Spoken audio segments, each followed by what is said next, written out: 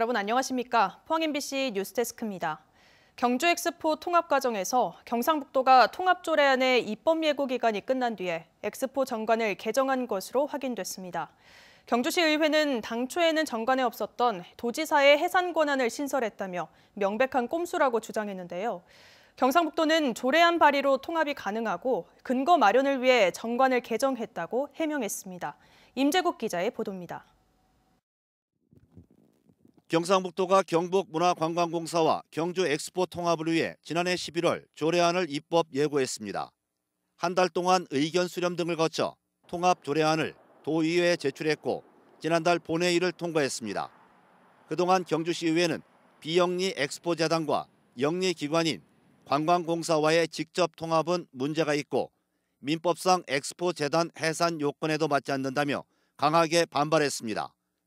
이 같은 논란 속에 경상북도는 지난해 12월 엑스포 정관의 법인 해산 조건을 개정했습니다. 당초 정관에는 없었던 공공기관 통폐합 등의 사유로 도지사가 해산 요청을 할 수 있다는 신설 조항을 만든 것입니다. 정관을 확인한 경주시의회는 조례안 입법 예고를 마치고 사후에 엑스포 정관을 개정한 것은 적절하지 않은 절차라고 주장했습니다. 뒤늦게 기타 공공기관 통폐합 사유로 도지사 해산 요청한다 이런 꼼수적인 어떤 정관 개정은 아쉽고 이런 식으로 하면 도의 어떤 기관이라도 지사가 마음대로 통폐합할 수 있기 때문에 무리라고 생각합니다. 경상북도는 지방 출자 출연법에 따라 조례 발의로 통폐합이 가능하다고 밝혔고 명확한 근거를 마련하기 위해 이사회를 통해 엑스포 정관을 개정한 것이라고 해명했습니다. 통합조례가 이미 발의가 됐기 때문에 통합조례로서도 이게 충분히 그 목적을 달성할 수 있다는 점이고 그 이후에 우리가 구체적으로 좀 더 명확한 내용을 넣기 위해서 정관을 개정한 것이지. 엑스포 정관 개정 논란 속에 경상북도는 예정대로 오는 7월 1일자로 관광공사와 엑스포를 통합한다는 방침이어서 앞으로 법인 해산 등 추진 과정에 상당한 진통이 예상됩니다. MBC 뉴스 임재욱입니다. 3월 8일 실시되는 제3회 전국동시조합장 선거 후보자 등록을 마감한 결과 경북 동해안에서는 10곳이 무투표 당선된 것으로 나타났습니다. 포항에서는 장기농협이 1명만 등록해 무투표 당선됐고 경주에서는 강동농협, 동경주농협, 경주시 산림조합 3곳입니다.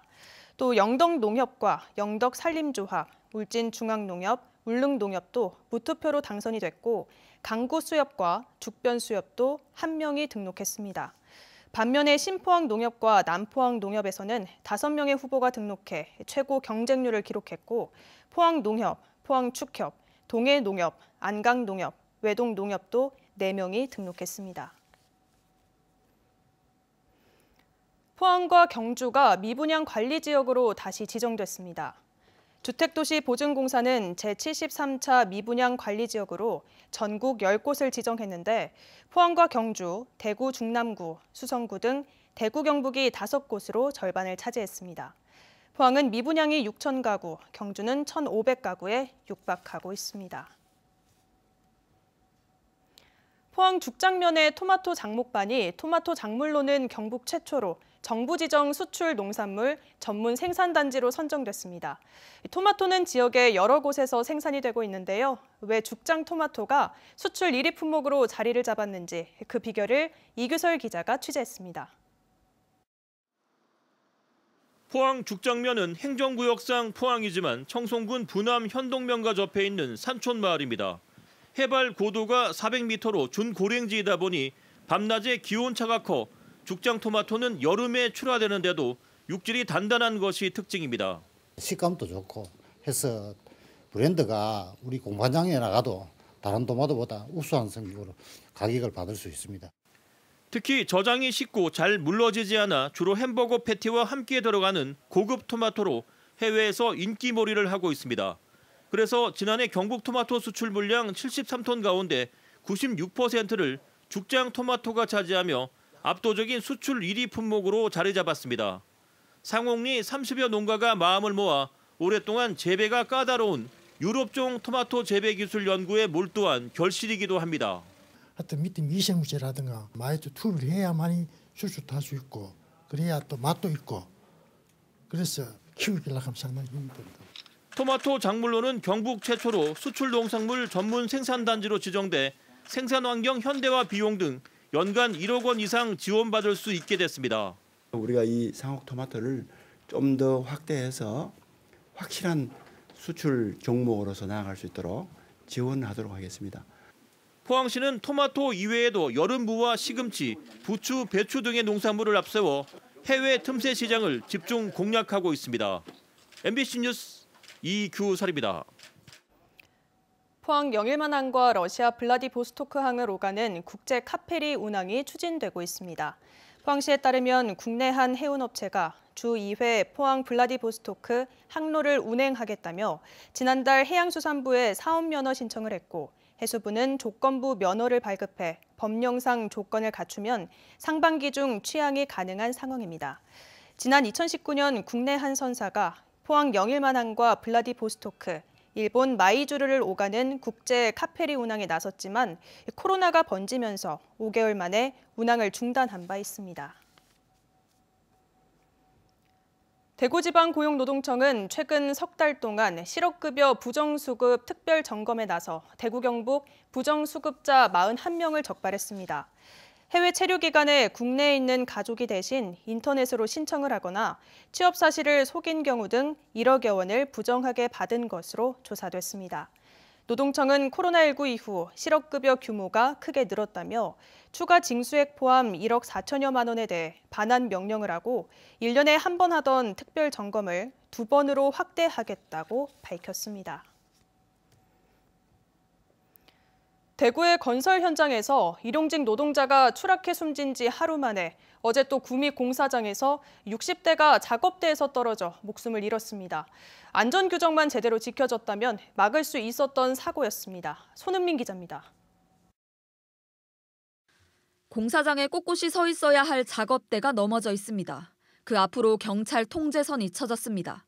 어제 오전 11시쯤 구미시 산동면 공장 증축 현장에서 노동자 2명이 타고 있던 고소 작업대가 고꾸라졌습니다. 15m 높이에서 철제 기둥을 서로 단단하게 조이는 작업을 하고 있었습니다.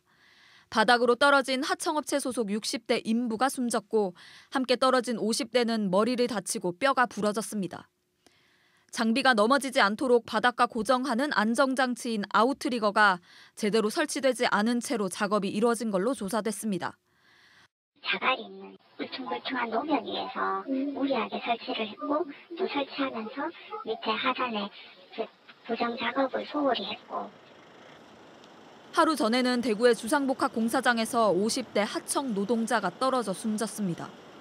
20m 높이 거푸집 위에서 균형을 잃었는데 착용하고 있던 안전대는 고리를 걸지 않은 상태였고 안전 난간도 법이 정한 규격과 달랐습니다.